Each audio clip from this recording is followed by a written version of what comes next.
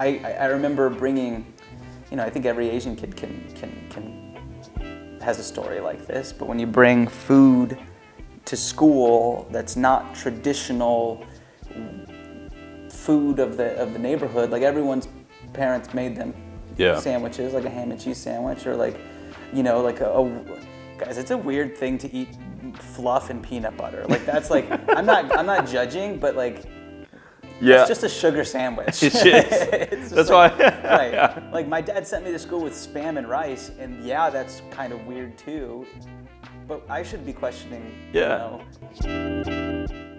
marshmallows and peanut butter on a sandwich just as much as you can question. Yeah, we've got probably more of a balanced meal. You got your protein, you got your carbs right here. Your protein. No, so it's I would bring adobo or Spam and rice to school, and I would get these weird looks about how my food smelled, and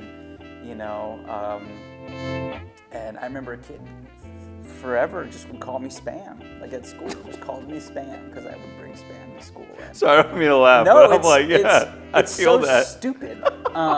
But that's and again, I think when you're in 5th grade or 6th grade, you don't think it's totally your identity. Like, oh, this is, like, you're thinking, oh, that kid's weird. He doesn't know what Spam is, or he thinks it's weird that I'm eating Spam. But when you look back and you kind of meditate on those moments, you think, no, like that kid saw me as this weird, the kid with the weird food. And I'm like, oh,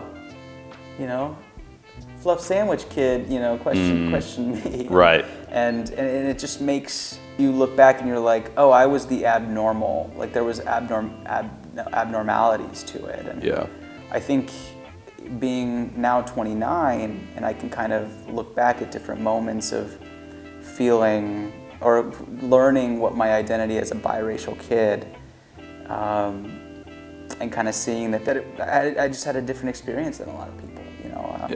My dad's the only, he has 4 brothers, and he's the only son, or the only brother to marry a non-Filipino woman. And so all my cousins on that side of the family are full Filipino. I spoke no Tagalog, still speak no Tagalog, and that's hard when you run a business that's called Tabachoy, which is the Tagalog word, and people come up to you and they start speaking to me.